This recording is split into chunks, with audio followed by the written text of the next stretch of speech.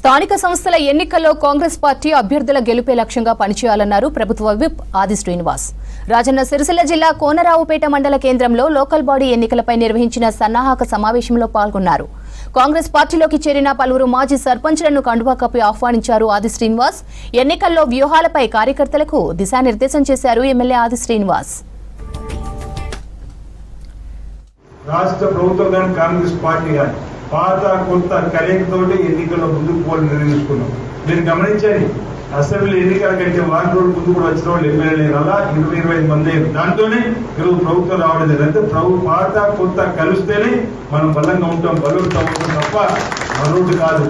పాత వాళ్ళను గౌరవించుకునేటువంటి సందర్భం వచ్చినప్పుడు నేను చేస్తా ఉన్నా, మీరందరూ కూడా గమనిస్తున్నారు. ఎన్ని ఒత్తిళ్ళు వచ్చినా మన చేతులు ఉన్నటువంటి కార్యక్రమాలను మనకు అందించేటువంటి సందర్భం చేస్తా ఉన్నా. ఇప్పుడు కూడా బహుశా ఈ ఎన్నికలు 2 ఏళ్ల కింద అయి ఉంటే ఈ సమస్య ఎంతగా ఉండకపోనే మా ఒకరిద్దరు కూడా వెనుక నుంచి బాధపడుతూ మాట్లాడేటువంటి మాటలు అయినా అన్అఫీషియల్ గా మీరు గుర్తుంచుకోండి, ఇక్కడ జెడ్పీటీసీ ఎన్నిక లేకున్నా, ఎంపీటీసీ ఎన్నిక లేకున్నా, సర్పంచ్ ఎన్నిక లేకున్నా, కానీ అన్అఫీషియల్ గా మీ అందరినీ జెడ్పీటీసీ చేసిన, ఎంపీపీ చేసిన, సర్పంచ్ చేసిన ఊళ్ళో అవునా కదా. ఏ పని ఏది వచ్చినా నా ఆలోచనతో చేయాలి, మీ ఆలోచన చేసి అంటే మీకు అన్అఫీషియల్ గా గ్రామంలో సర్పంచ్, ఎంపీటీసీ, మండల టీంకు, జెడ్పీటీసీ, ఎంపీలు చేసిన బాధ్యత ఇచ్చిన లేదా ఆలోచించండి. మనకు వచ్చినప్పుడు 10 నామినేట్ లో మార్కెట్ కమిటీ చైర్మన్ కావచ్చు, వైస్ చైర్మన్ కావచ్చు, మెంబర్ కావచ్చు, అది కూడా ఎవరికి ఇచ్చినా మీరు చూసారు.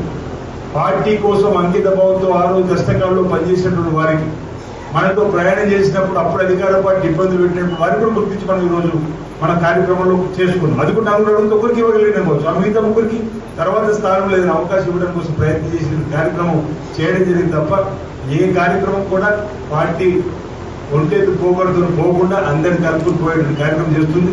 అయినా అక్కడక్కడ ఒకరిద్దరు కార్యకర్తలకు, నాయకులకి ఏదైనా ఇబ్బంది ఉంటే నేను ఇంతకుముందు చెప్పి ఎప్పుడు చెప్తున్నా, నా దృష్టికి తీసుకోవాలంటే వాటిని కూడా పరిమితులు లోబడి అప్పటికప్పుడు లేదంటే ఆ స్థానంలో ఆ సమయంలో కాకపోతే తర్వాత స్థాయిలో వారికి మనం న్యాయం చేసే విధంగా పనిచేస్తామన్నమాట సందర్భంగా ఇక్కడ మీ అందరికీ కూడా చెబుతూ